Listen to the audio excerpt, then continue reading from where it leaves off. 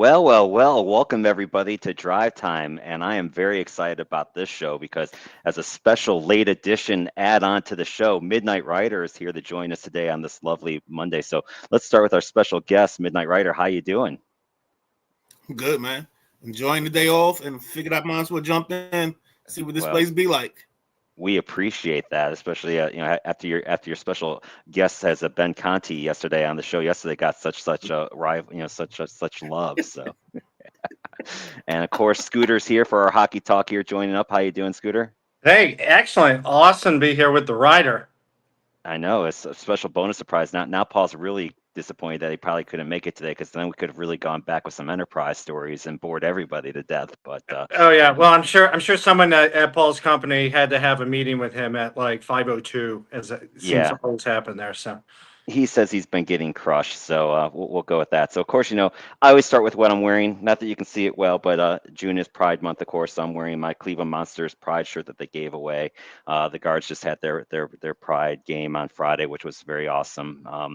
I'm a huge supporter with Pride, with having family members that we've always told my kids very easy rules, which was I don't care who you love, boy, girl, black, white, Hispanic, Latino, Oriental, whatever, Irish, Jewish. We don't care. Just two things that we cared about. One, that you're happy, and two, that they treat you right. And those two things happen, we're good. And so we've always tried to do that with our kids. And so this month, I think is an important part of that to let everyone know that. So that's why I'm going with my Pride shirt. I love it. So that's it for that.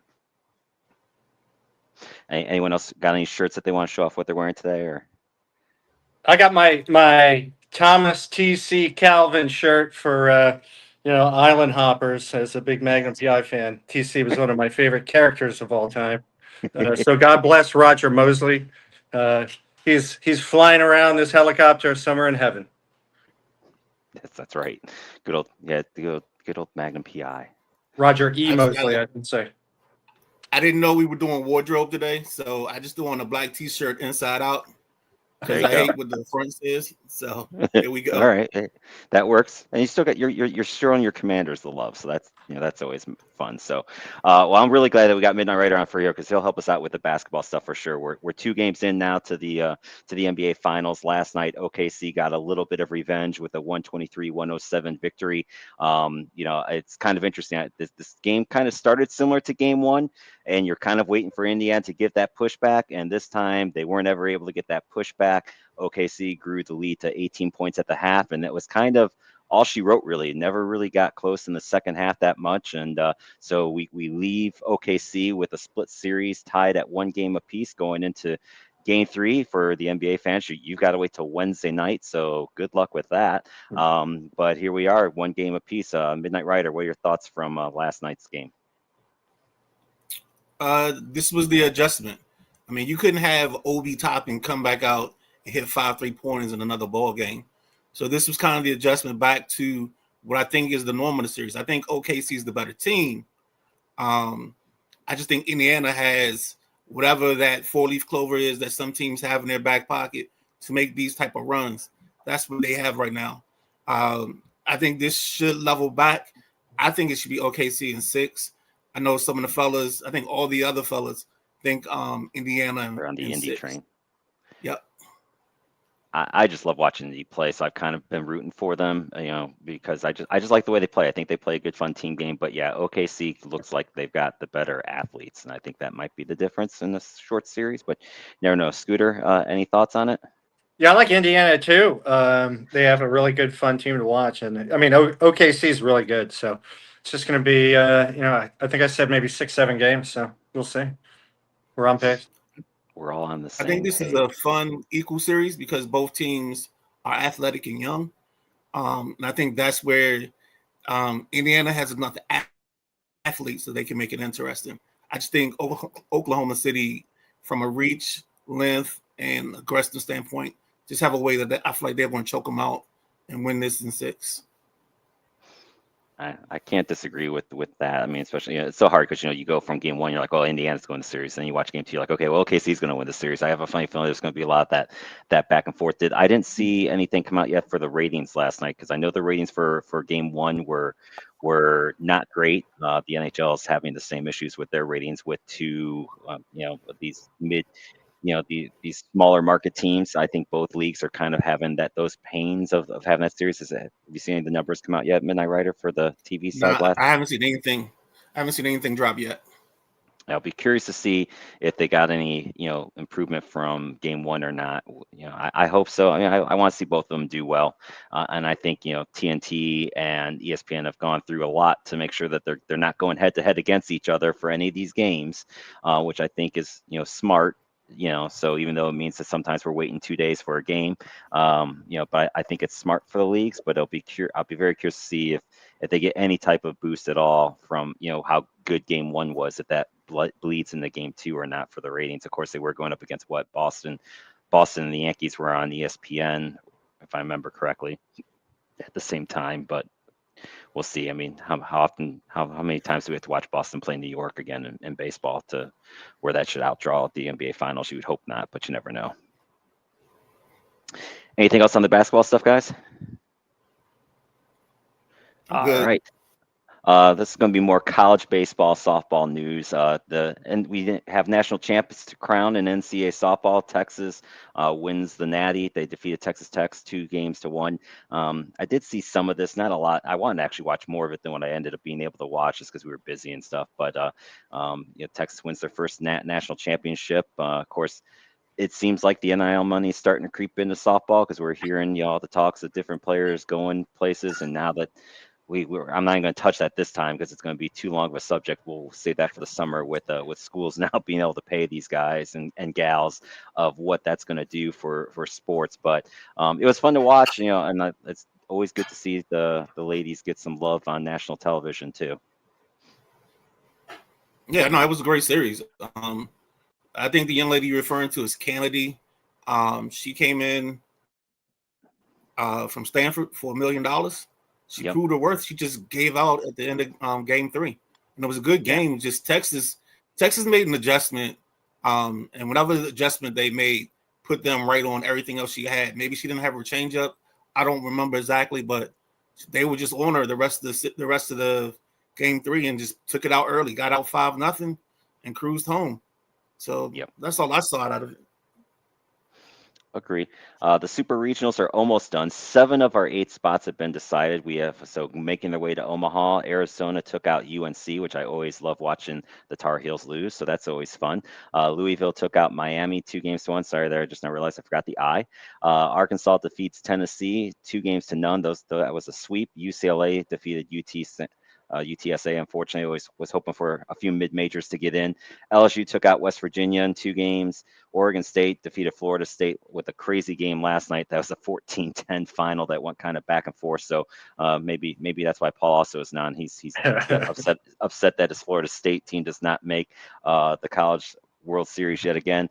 And Coastal Carolina, my hope for the upsets, took out, not that they're really an upset in baseball anymore, they're one of the better programs, but they took out Auburn in 2 games, and that leaves the one game going on tonight, which is Duke and Murray State. They play in Durham. I know Gentleman Jack will be rooting for Duke. I, of course, will be rooting for the mid-major and Murray State to get into the College World Series because, I'm a mid-major guy. What can I say? Any thoughts on any of the baseball stuff? The fun fact about Florida State is this score, the 14 runs they gave up, ties the number of passing touchdowns the Seminoles had as an offense this year. Paul's lucky not to be on. I know. That would have been a real shots fired there for sure. Oh, good stuff. But, just keep your eyes on LSU. They look pretty good. They did, yeah, and I kind of like. I was kind of happy to see Tennessee lose again too. Like all the schools I kind of wanted to see lost. So like now with the 8 teams that are left, I'm kind of like, okay. If especially if Murray State can somehow win this one, I'd be pretty happy with whoever ends up pulling it out. I think it'll be a fun College World Series at least. So we'll see how that goes in Omaha when they switch out to there. Omaha. Yes. All right, the French Open on the women's side. Coco Gauff defeated Araya Sabalenka 6-7, 6-2, 6-4. This was her second major win. She won the U.S. Open, of course, back in 2023, if I remember correctly. So it's good to see that. it's funny. The women's side, I think we've got a lot of good young American players that are kind of taking the reins over from the Williams sisters, which is really good to see. I think it helps pique the interest in tennis over here. It's the exact opposite of the men's side, but we'll get to the men's side here in a second. So Coco wins her second major. She's at the same age as when Serena won her second major. So there's already that talk, which I think it's a little too soon, but there is that talk out there. I don't necessarily know that pressure needs to be put on her, but it was fun to watch. She lost the first set, but then destroyed the second set with 2 service breaks. Third set was a service break winner, and Aria was kind of moaning a little bit about it, which I like to see too. So, and Coco's just very much about her business when she plays, which I like. I like that approach out there. So, any thoughts on the women's side, guys? No, it was a great final. I mean, I was sitting here. I got to see the third set in entirety because I forgot it was on, and it just looked like Coco is starting to grow up and get some of that strength because she struggled in the beginning of that last set to win it. She went a little soft, tried to play it safe, and got down 30-15, and then came back with her serve going about 125, got her ace. I think that's what it's called.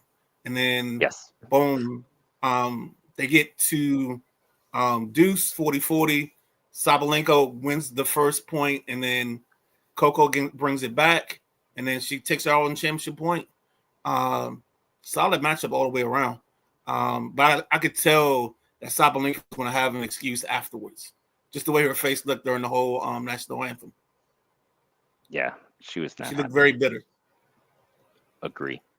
Coco, I think she'll do well. Like she's doing great right now, of course. And I think she'll do well in Wimbledon on the grass. It'll slow down a little more for her, anyways, and it'll even make it easier for her, I think.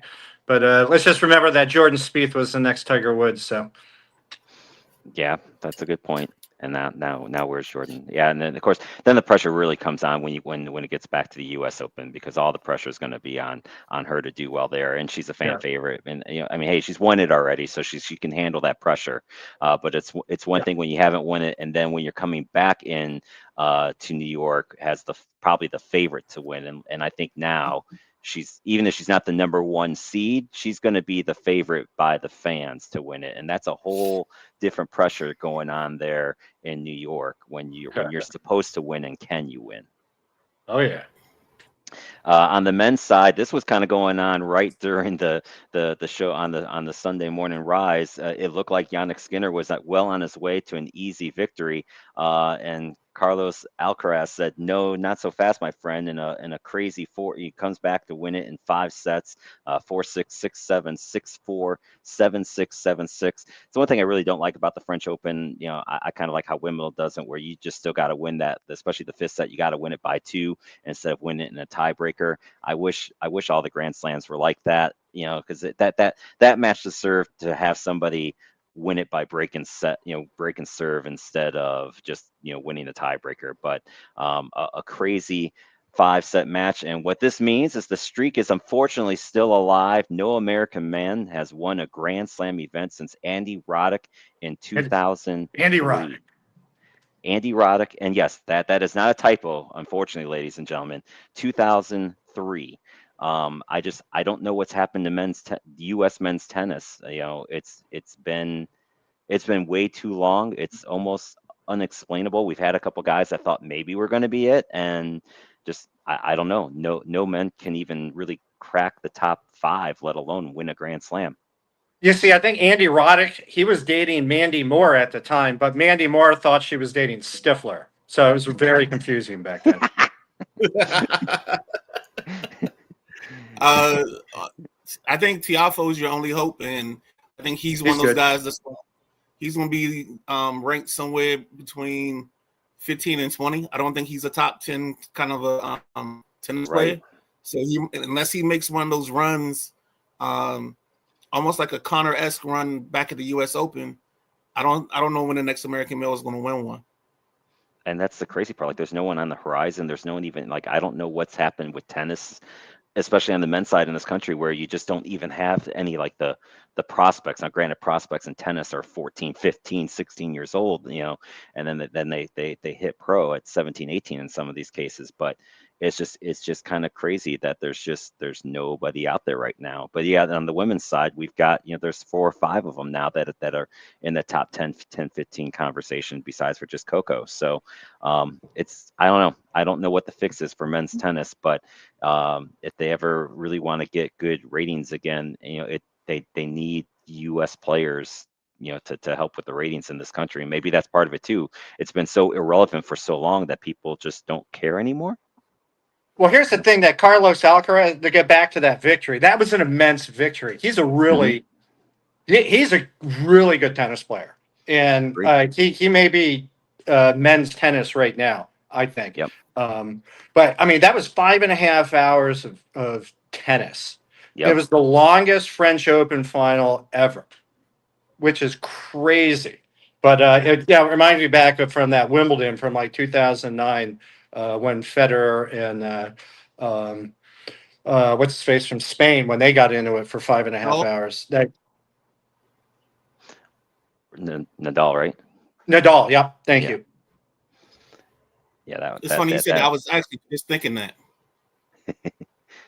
Yeah, and it was so similar. I mean, I don't want to say it was exactly similar, but I mean, in some ways, it was its own entertainment. It was a really great final. And it goes back to what Matty just said. That's why Wimbledon men's finals or the finals are better, because you just got to play it out. You still got to win by 2. You still got to break that person. And that match alone, it just seemed like every time you thought it was over, the other one would come back. Yeah. It was insane.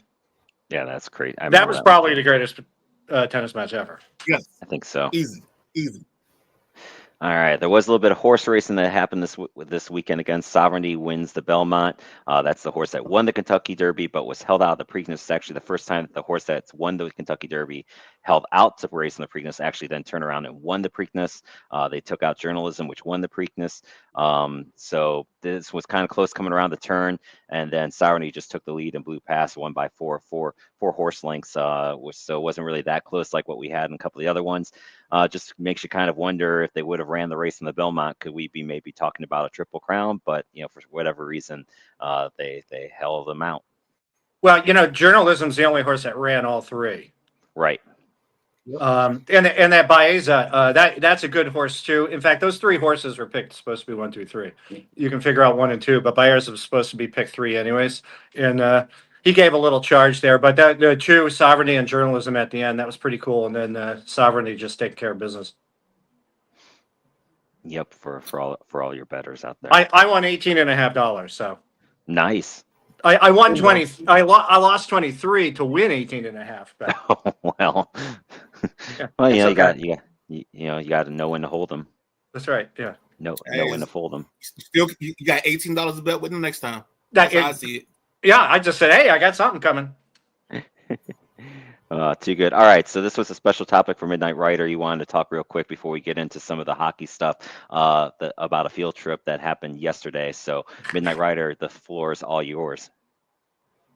Yeah, so the Sideline Junkies, being the Gentleman Jack, the Boss BJ, the Big Guy KG, myself, Boss Man's wife, KG's wife, all went out to on a field trip to Rosecroft Raceway. We didn't go for horse racing. We went to see Junior Olympic qualifying boxing from a nonprofit group called PVA. I think his name was Daryl Davis and Latasha Thompson were our hosts for the evening. They allowed us to interview fighters. So if you go on to the Sideline Junkies 24/7 page, you will see some of our interviews from yesterday. If you go on my page, that's Ben Conti, my real name. You should see stuff there. Just from last night, the guys went and did promos as well, kind of like a 10-second to like 1 minute bite, just so where we can kind of push something together to make it maybe part of an intro or part of a commercial. So, but back to the PVA, they actually invited us back for their July event. I think it's the 27th. So we're probably going to be out there again. And there might be some bigger things coming from this. Just say just say it like this: we might have a little Jim Lampley coming from the sideline junkies. If you get my drift, That is awesome. Weather held up for you guys then? Weather was good? weather was good. I mean, we were inside, so it was perfect. Okay. They have a nice pavilion on the second level. You wouldn't think it was there, but yeah. And then so you had your gamblers on the first floor. Some guy probably doing the Scott Rivette betting 23 to get back 18. And then but yeah, it was good times, man. Food was decent. I'll say decent. And the beer was cold, so no complaints from me. Whenever the beer's cold, that's a good day. Can't Yes, go wrong indeed. there. Although right now I'm just drinking my Fanta Zero Sugar, so I haven't gone quite to Scooter yet where I'm drinking yet, but probably could have if I wanted to. But Hey, 5 o'clock. It's time to drink. that's right. We'll save it for the game tonight. That's all I'll tell myself for that. So all right. So with that, it's However time you to get want to into deal some. with it, man. Yeah, it's time to get into some hockey stuff. Time for us to do our drive to the net. We're going to start off with the Winter Olympics announce their pairings for the groups for 2026. The women's bracket, I don't know why they do this, but they do it. They put the 5 top teams all in the same group, which is crazy to me because it means that one of these 5 teams is not making the medal round. I don't know why they do it this way. I think it's because what they probably don't want to have happen in the preliminary round is have Canada go out and beat Japan 31-0, which would probably be what would happen. But anyway, you've got Canada, the U.S., Finland, Czechia, and Switzerland all in Group A. Group B is Japan, Sweden, Germany, Italy, and France. France is the replacement for Russia. Not that that really matters on the women's side, but really, I mean, the women's bracket is all about 3 teams. It's about Canada, U.S., and Finland. Those are going to be the 3 teams that are in it. So, and I think too, it keeps it from, so that way these teams don't have to go against each other in the quarterfinals, because the quarterfinal matchups will be against the 4 teams from Group B. It probably makes it so that way Canada and US should not meet until the medal round, other than they'll play in the prelims. So any thoughts on the ladies' side other than the stupidity of having these 5 teams all on the same side? I think you explained that pretty well, though. That works. Okay. That works for me, for sure. The men's side is really interesting. I think the U.S. gets a really, really good draw. This is going to be the same thing. You're round robin first, so you play the 3 teams in your groups first. They avoid Canada, they avoid Finland, and they avoid Sweden somehow. Now, remember, for the men's side, they should have, the NHL players are playing this year. So the ratings are all based off of where the teams were from the World Championships, and Switzerland had a really good show, and they're still going to be a really good team even with the pros there. The Group B is just deadly. Finland, Sweden, and Slovakia all together is just, that's murder's row right there. They're going to beat up on each other. Canada and Czechia should come out of Group A, but if it's Switzerland, that wouldn't necessarily surprise me.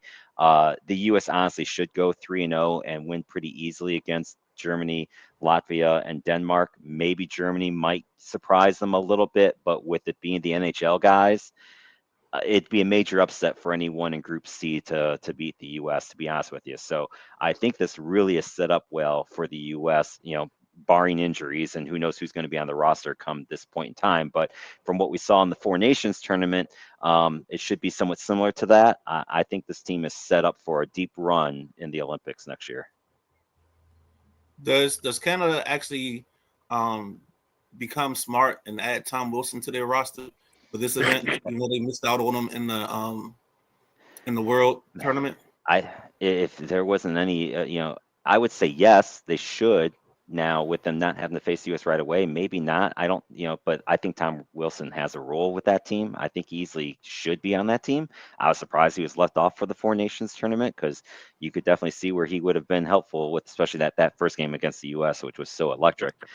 He would have definitely had a nice role to play there for sure. Waiting for the Kachuk's dad to unretire and get on the team. Right? Yeah. I mean, there's a lot of Kachucks out there. It sounds like a Vulcan name from Star Trek. Kachuk.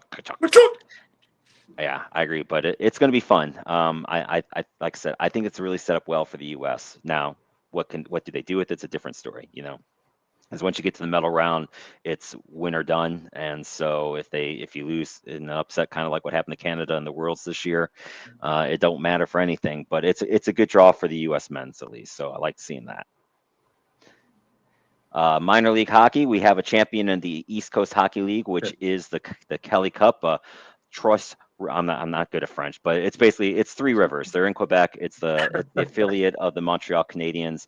They took out the affiliate of the Detroit Red Wings in 5 games. Toledo actually wins game 1 and then lose 4 in a row. The funny thing is this happened to Toledo last year, except it was against Florida. They won game 1 at the Kelly Cup Finals and then lost 4 in a row, and that happened again this year to them. So there's not really much in the East Coast Hockey League to get excited about if you're an NHL fan, because most honestly, other than goalies and coaches, you just don't get a lot of the players to come out of here. So, hold on, Sarah said stop naming my list.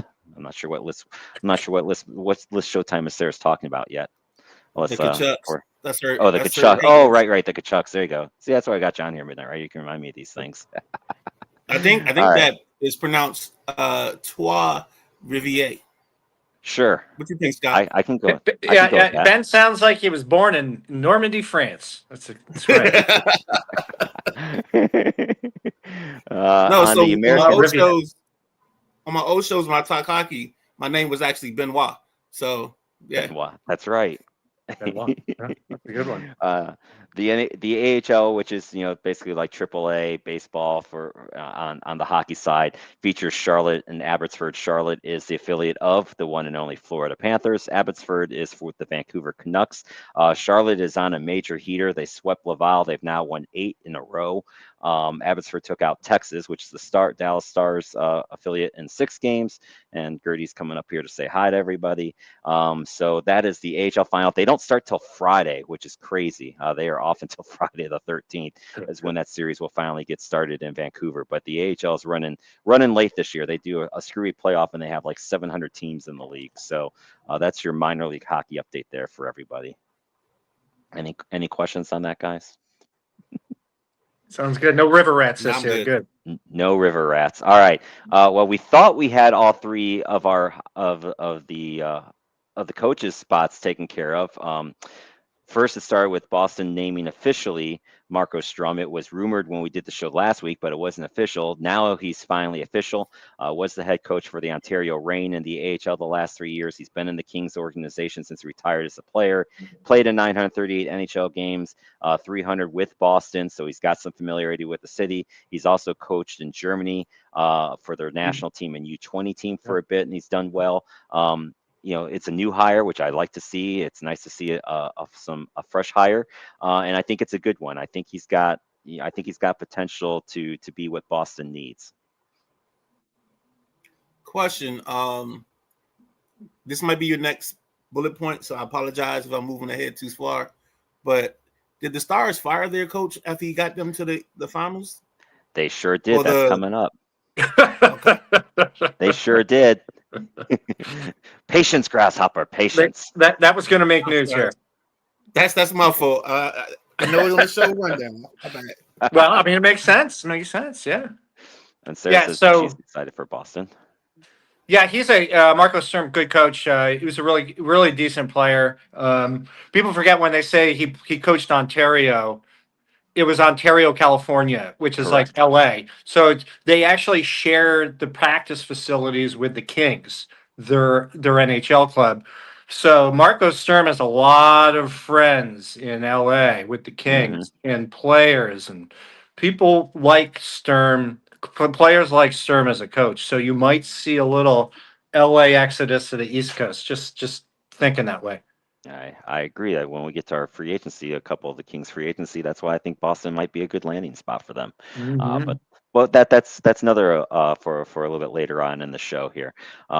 This one is the one that kind of, I'll be honest with you, it's a little bit of a head scratcher to me.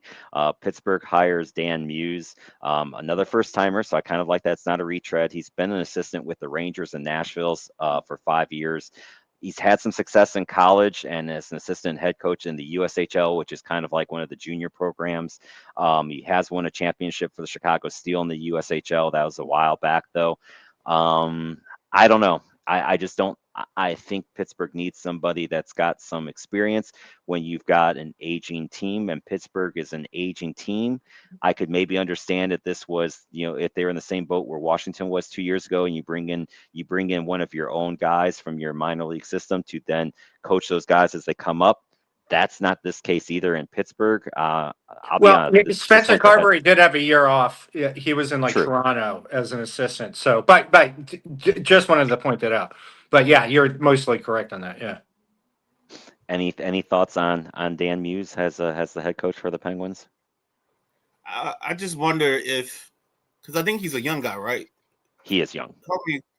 And I worry about that with older teams, because sometimes the level of authority and being able to put your stamp on the team, you kind of run into some pushback from some of the veterans.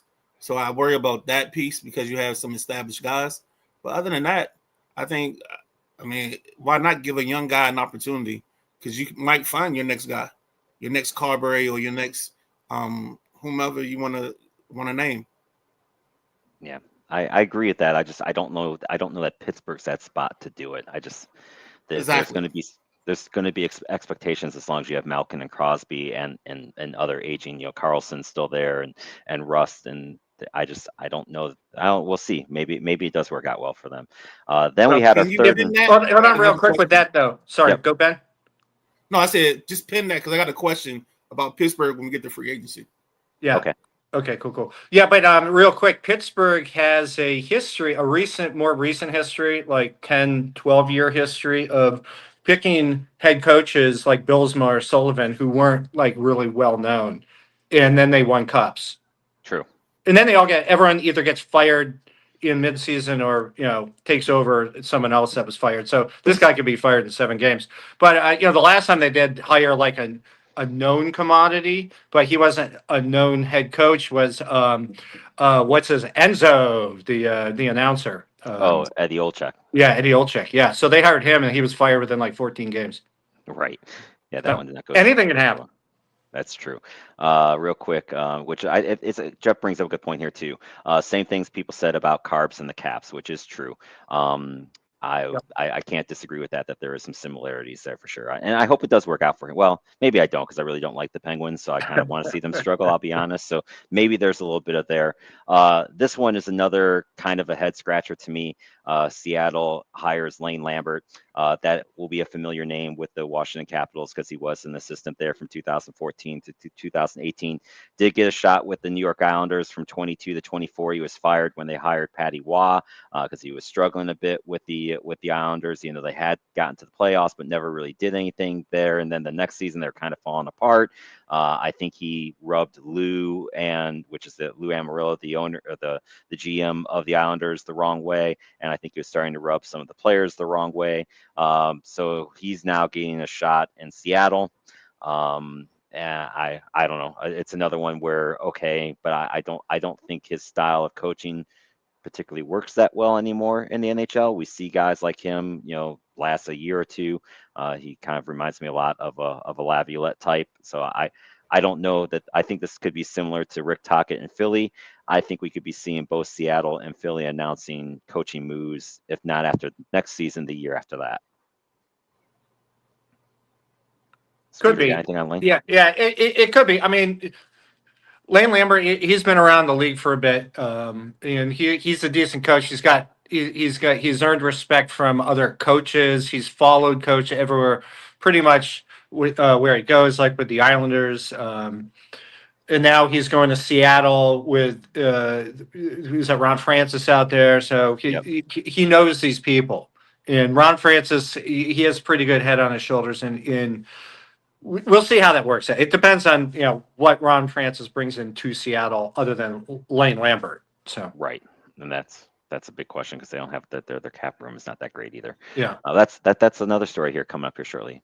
Ben, any thoughts on the 3 hires that were made, and where we thought at that point in time that was it, all the coaching moves were done, but then Dallas says, "Hold my beer," and they fire Pete DeBoer, who has led them. He's only coached there 3 years. All 3 years they got to the Western Conference Finals, and they decide to say thanks, but no thanks for that. I still think this has everything to do with the fact that of what he did in Game 5 when Ottinger gives up the 2 goals on 2 shots and he pulls them. And I'm sorry. I think that's 100%. This is trying to keep the players happy and firing the coach who did a stupid thing. Because I get what he was trying to do, maybe, but you can't pull your franchise goalie in a deciding game unless it's like 6-0. You just can't pull him after 2 shots. And I think that decision backfired on him, and now he's paying the price. Yeah, I think he panicked in the moment. And I feel like some of these teams that have hired managers are now maybe regretting the hires they made because they could have had opportunity at this guy. But I totally agree. I think that 100% this was all addition by subtraction because he didn't believe he put them in a bad situation. So I totally agree with that statement, Matty. Now, what's the I don't know if you know the how many years left the goalie has on his contract. I don't know if it.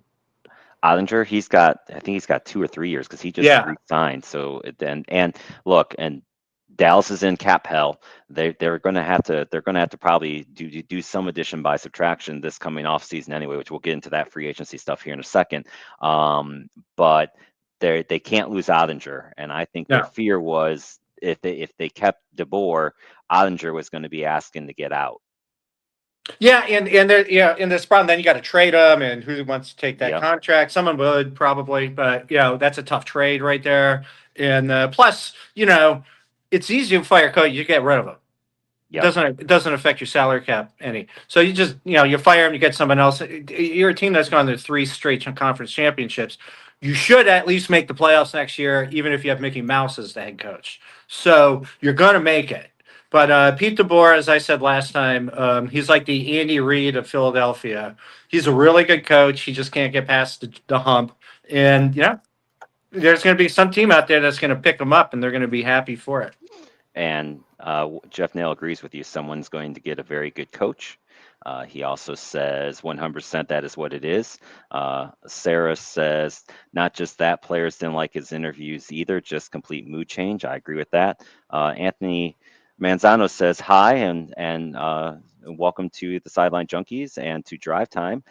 He's got a question up here, Anthony, and I do see your question in the comments talking about the Panthers and some free agency stuff. If you don't mind, I'm going to hold that comment because we are going to get into some NHL free agency here in a little bit. So I'm going to read your comment when we get to the free agency, if you don't mind, just that way it will be on topic at that point in time.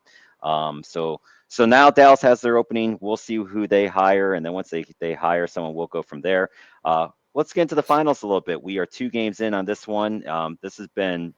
Both games have just been crazy good. Edmonton wins game 1 4-3 in overtime. Florida wins game 2 5-4 in double overtime. In game 1, Edmonton scores the first goal of the game in the first minute. Then Florida gets a controversial goal that maybe wasn't goaltender interference. It's look, I officiate ice hockey. Everyone always asks me and texts me, was that goalie interference or not? And I'm like, I have no clue because you just don't know from call to call what they're going to say or not say. So it goes. And then from there, we got the goalie interference on that.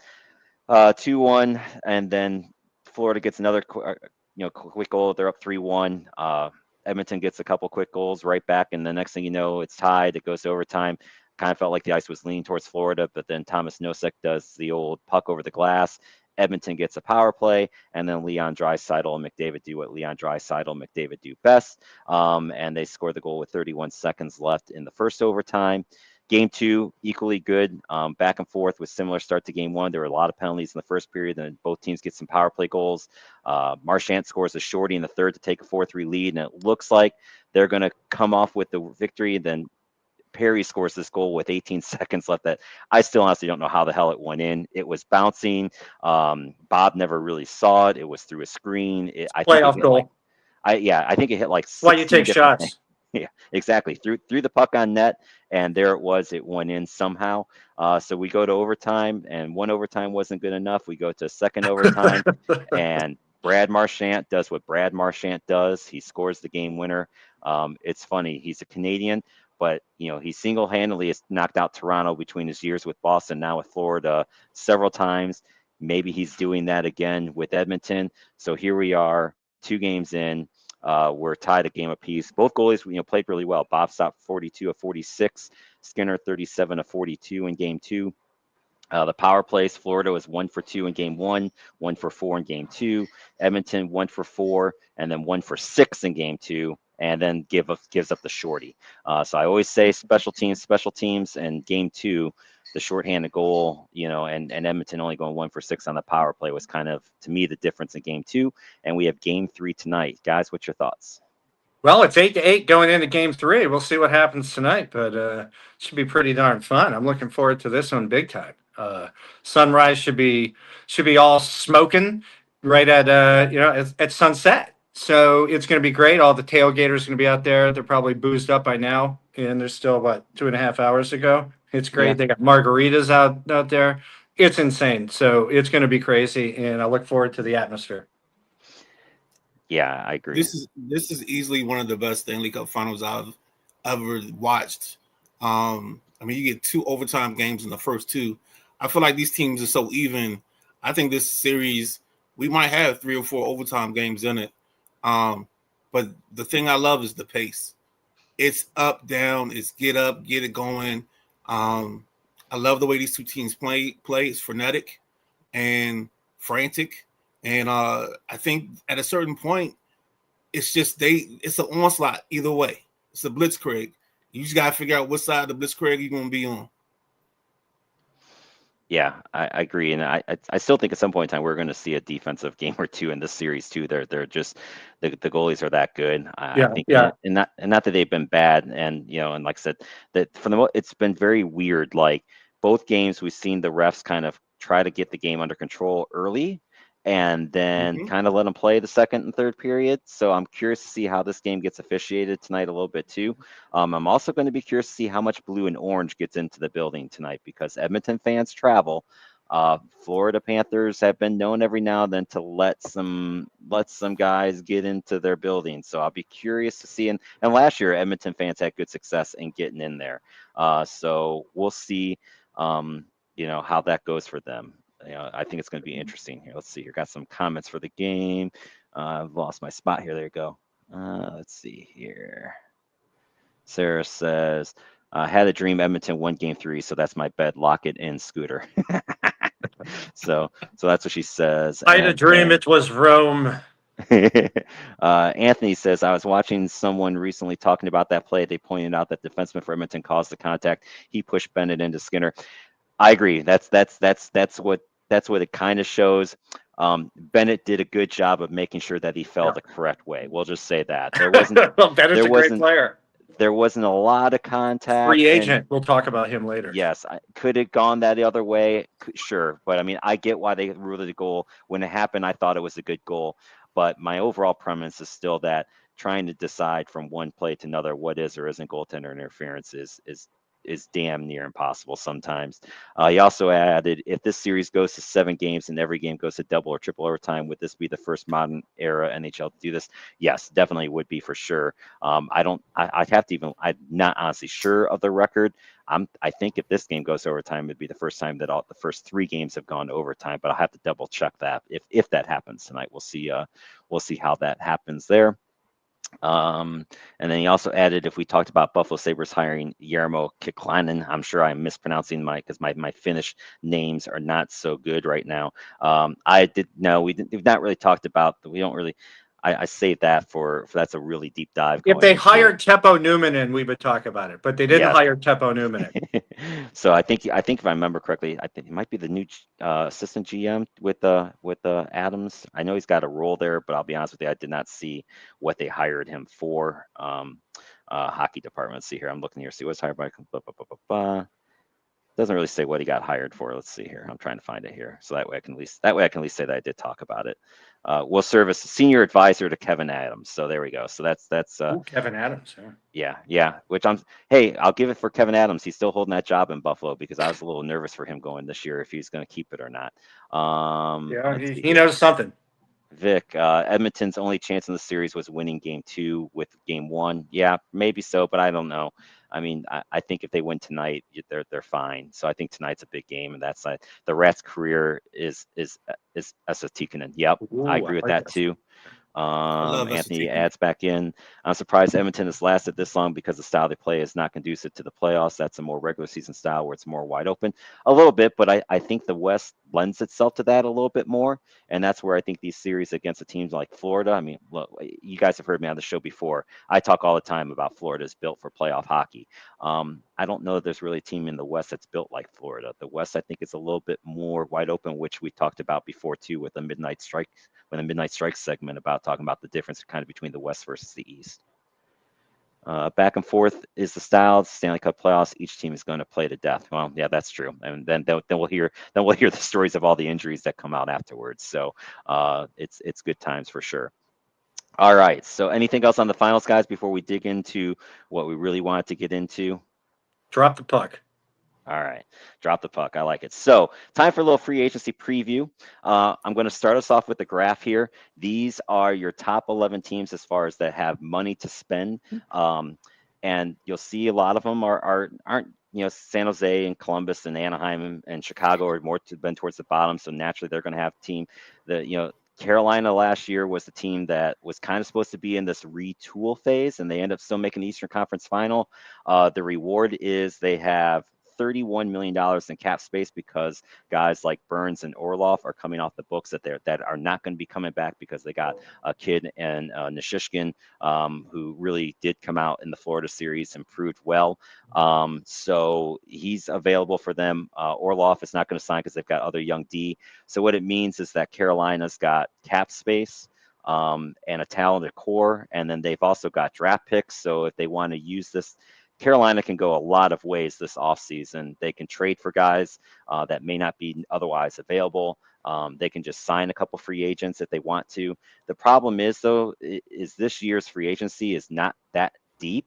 I think it's really about 4 to 8 as far as good players that are available that are like top 1 or 2. Everyone else is kind of third, fourth line guys that's available.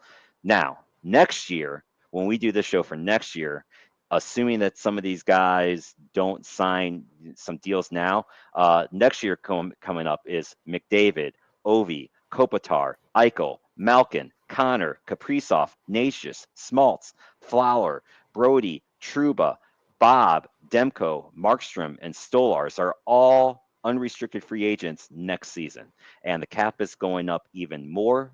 It's going up from 92.4 to 95.5 million for this year. It's going to hit over 100 for 26-27.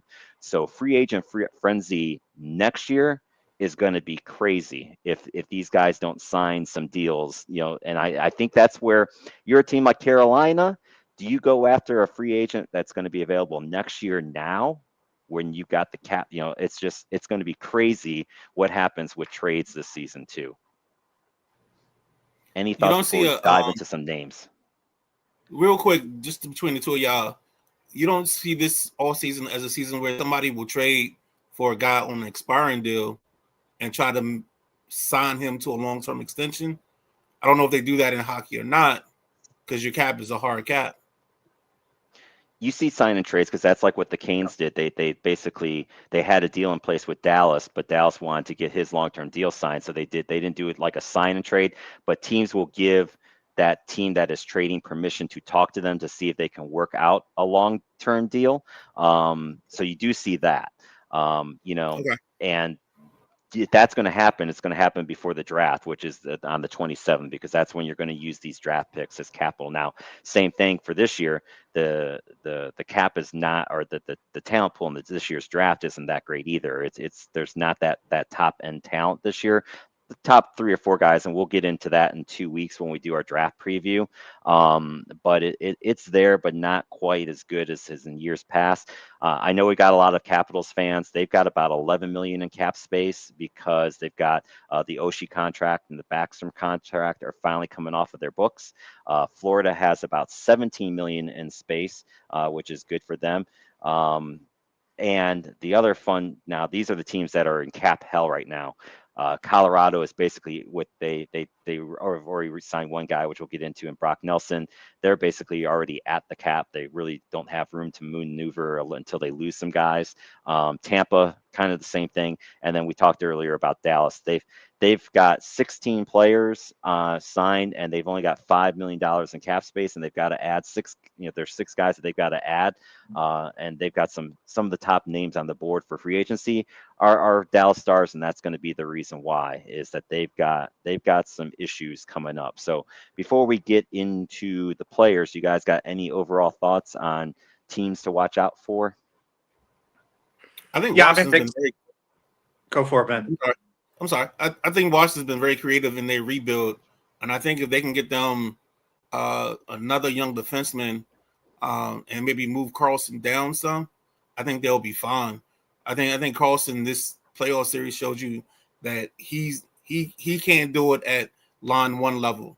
I think you got to move him down either to the second line or the third, possibly, in terms of your groupings as defensemen. And then the Colorado, Tampa, and Dallas, I think that they'll figure something out. I think that'll be a trade situation. And then, good Lord, I don't know what Dallas got going on. Yeah, they're going to have to trade some guys. There's no doubt about it. And I think Jeff hits this right on the head. So many teams have money. There will be some bloated signings. That's for sure. You're going to see some guys that get some money. Jack, the gentleman Jack checking in. Edmonton brings the cup back to Canada. I definitely. That can happen. I think tonight's game is going to go a long way with this. Anthony puts down, with my Panthers possibly letting both Bennett and Ekblad walk to open up cap. Are there any young restricted free agents you guys feel fit for our system? Honestly, the restricted free agents this year, it's kind of similar. I didn't even go through the restricted free agents because there's none out there now. Again, in 2026, there's some big names restricted free agents that are out there, but this year I don't see one out there, but there could be. Scott, I saw you put your hand up. Yeah, so I'm going to bring this to the Caps, especially with that restricted free agents. So it's not this year, but next year they have Connor McMichael. So they might want to think about signing him now, so they don't have a problem at the UFA next year. So get him done. Martin Ferraveri is another one. He's injured. Get him done. Even Morris Shevchenko. He's another guy that he needs a little more play time, but he's another guy that's out there too. So RFAs are kind of a big deal. The Caps have, what did you say, about $9 to $11 million to spend. Well, John Carlson has $8 million to his name this year. Yep. And, it might be time to kind of move your separate ways, in my way. But you also could look at someone like Trevor Van Riemsdyk, moving him around too, because he's worth $3 million. He's like 34. Nick Dowd, he's got 2 years left. He's at $3 million. So there's a way you can get rid of some of this stuff, this money around. So that's how you can kind of save with the Caps. The one interesting thing is, as Jeff noted, was the team's got a lot of money. Okay, so Florida, I don't know what it says there on your list. I couldn't read it. But Florida is somewhere in the $20 million range this coming year. They can almost sign the top 3 free agents for that. And then after next year, Florida has at least $42 million in salary cap space. Yep. I mean, it's insane. Zito is general manager of the year for that kind of stuff. Yeah, he's got his contracts lined up very well, Yeah. for sure. And to the other point that Anthony's bringing up too, like, you just don't see any NHL guys really go after other teams' restricted free agents because of the draft capital that you lose for whatever reason. I think teams should do it more. Yeah. But the last one really was when KK signed in Carolina and they gave up the picks for him. That was more because before that, Montreal went after Sebastian Aho and signed him to a deal. And look, the KK thing has not worked out well for Carolina. I wouldn't be surprised if he gets traded this offseason. So you just don't see teams do that. With that part. So real quick, because I do have kind of a harder out today. We're going to try to get through some of these names as best as we can. So these are our top free agents. One that's off the board is Brock Nelson, the center for Colorado. He's re-signed with the team, and that's why, again, Colorado doesn't really have much to go with. Your big name is Mitch Marner. He's the right winger from Toronto, 27 years old. He coming off a 6-year, $10 million deal. 27 goals, 102 points. He's projected at 7 years, 12.9 million. I think that's right. Somebody's going to pay him 12 million. If I had to put my bet, I know a lot of people think he's Carolina, but I don't think he's a good fit for Carolina. I think a team that might, I could see the Kings, Winnipeg, even Boston maybe going after Mitch. A team to watch out for that could maybe be a sneaky play because they got the cap space and they had a decent year last year is Columbus. They need a big name. If they can, that's a team that can overpay to get a big name there to convince them to go to Columbus. I don't know why, just a funny feeling that I could see a team like Columbus sneaking up that's got the cap space to get a Mitch Marner. Yeah, Mitch didn't. He didn't stink last year either. He just stinks in the playoffs for Toronto. So, get him out of Toronto. Now you may be playing with something. Now Florida has a lot of players to play with and some money. If they're not able to pay Sam Bennett, if they're not able to sign Sam Bennett, Mitch Marner would be the guy if I would do with Florida because, well, Marner's going to go for $4 to $5 million more a year probably, but Agreed. you got the money, and that's if you don't sign Sam Bennett. But I do expect the Florida Panthers to sign Sam Bennett for like 3 years. Yeah, I think Man, you could you understand. said you got a hard out. Yeah, but we're good. I'm going to go through. We're going to hold on. Scott. Yep. Can you tell me about that team that used to play in the Connecticut area? What was their name? The what? The hockey team that used to play in like the Connecticcut area. Oh, see, you're trying. Okay, you got money on it. We almost an hour through. I didn't mention Hartford once. Yeah. There you go. I like where you're coming from. I could have mentioned it a few times, but yes, that was the Whalers, which I they don't have any ties to Mitch Marner or Sam Bennett. No, they do not. Jeff put in here real quick. Plug to keep the streak alive. Yeah, that's right. We had to do. Well, I'm sure he was going to bring him up at some point in time anyway. Cass will address whatever they need through trade. Yes, including trading some salary to get what they want. They will be willing to part with draft picks as well. I agree with that. I think that could be the way they go. Florida doesn't really care about really for the draft with the amount that they traded recently. I agree. I mean, they don't need the draft right now. They're loaded, and when you worry about the draft when you need to. But for right now, Florida's, and again, next year's draft isn't one that I'd be worried about getting a lot of picks for. It's just not that good.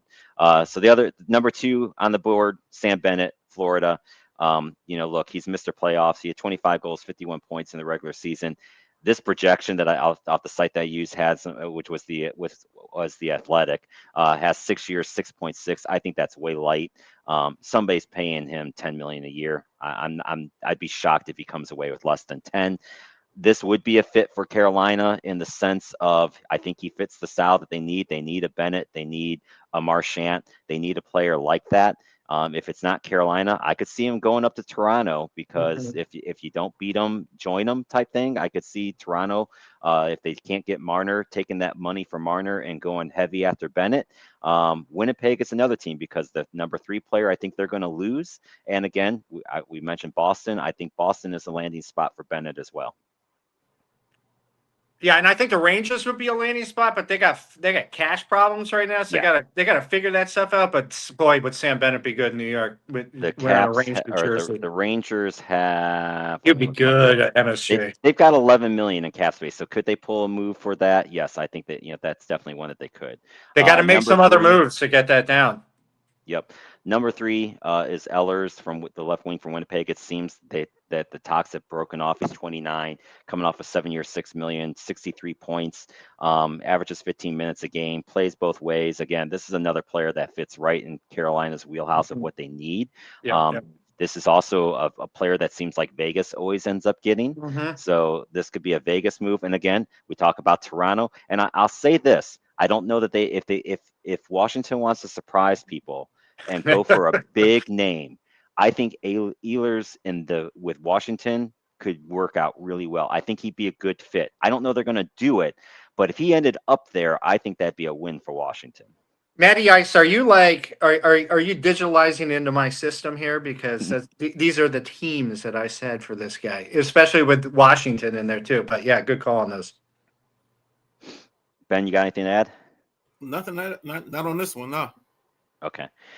4 is the other center from Toronto, John Tavares. He's he's a little bit older, 34. 3 years, 7.9 is his projection. A team that needs a good second, third line center could maybe be there. I don't know which way he's going to go. Maybe there's so many possibilities. I could see Detroit maybe trying to get another vet guy in there to replace Kane, because I think Kane's going to want to try to go for a cup somewhere. So maybe you get in there. Calgary could be interesting too. I think Calgary might want to try to make a move. Maybe the Islanders, that could be a possible landing location too, if you wanted to go back. And that's exactly Sarah's reading my mind here on this, because she said, what if Tavares wanted to go back to the Islanders to end his career? I think that could be a possibility as well. See, I got it here. Toronto tries to resign him. I think they do a hard, heavy try to get. They got to try to resign him. He's a. Yeah. I mean, keep that. Yeah, keep the team together at the heart of the team, anyways, if you will, because he's really good at 34. He'll be 35 soon. But now, as opposed to what Sarah just said with the Islanders, the Rangers, they love doing these kind of moves. Yeah, spit in the face of their little rival in the island there. They bring in John Tavares. That would be a move. Yeah, I agree. I could see that happening too. Then you get a couple of the D, and this is where we talk about the LA Kings guys. Gavrov is coming off of his contract, 2-year, $5.8 million. He's only 29. Really good, solid defenseman. And I can see, I think LA is still talking with him. I could also, this is one of those ones too, where you're talking about Boston. If he doesn't resign and I could definitely see him going out to follow Marco out there for sure. Has a good landing spot for him. Another one too, where I could see Columbus, because Columbus has a couple D that I think they're likely not going to be able to keep because of money. I think this guy would more fit that projection of what they could afford. So I wouldn't be surprised if Columbus gets him to replace somebody either. Yeah, I think the Kings might want to try to keep him. I see Boston totally in it, and then wild card Washington. Yeah. Okay. I could see Thank that. you. You just saved me from, because I was about to ask, what about Washington? Because I think Washington needs a top line defenseman for their first or second line. Because I think the one thing that Carolina showed is their defensemen were a struggle. Yeah. And I agree. I think Gavrikov is going to be a bit more expensive. A guy that I've got coming up on my list is one that I had picked specifically for Washington, but it's not number 6, because number 6 is the big boy. It's Ekblad. He's going to get paid. The projection is 7 years, $7.8 million. I think that's also probably light. I think someone's easily going to give him $9 million a year. Mm-hmm. He's 29, so he's got one more big contract left. This would be the one that if Florida doesn't re-sign, I would be a little bit surprised. I think out of all their free agents, I think Ekblad is the one for them to get re-signed more than anybody. But we'll see. Toronto is another interesting one as well. That could happen. Again, same thing there. They're going to have money if they lose it. And Chicago, they need to build someone around defense, and they've got money to throw. That could be a fun little building block if they wanted to. I can see Jersey, Philly, or Detroit going in there too. But Yep. Florida's big with me on this one at the moment. Yeah, I kind of agree, and I could see that Detroit's a good call too. So I'm writing down some of these teams here. So this is the guy, Ben, that I think could maybe be interesting for Washington. Ivan Provorov from Columbus. He had a really good year there. Another great, solid two-way guy. 7 goals, 33 points. His projection's a little bit lighter at 6 years, $7 million. Again, if Ekblad somehow leaves Florida, then I could see this guy being a guy that Florida targets because he plays very similar.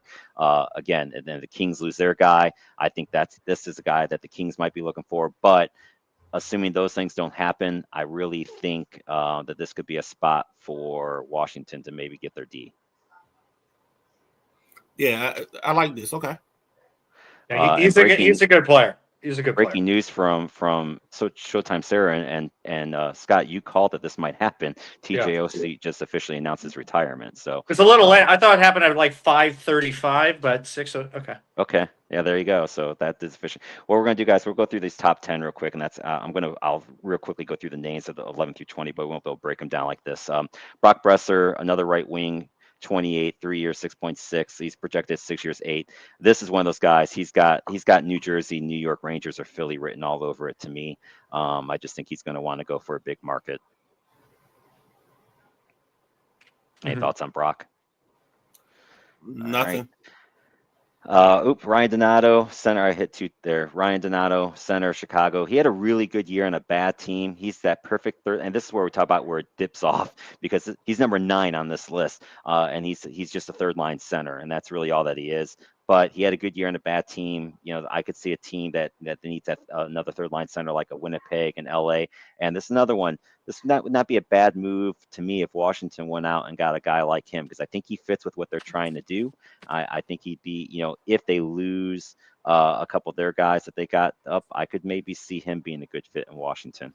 Well, he would work out well if, and they probably won't re-sign Lars Eller. Right. Yeah. I think Eller's gone. I think Ellis has to go. Sarah says, "Isn't Kane up there in age?" He is, but I think he still can play. I mean, like last year, Kane had 21 goals, 59 points at 36. So someone's going to give him 1 year, 34.4 million. And again, I think he's going to go to He's going to go to whoever he thinks can win it. I could see him going to Florida, on a 1 year deal to win a cup in Florida, or where he thinks he can win a cup.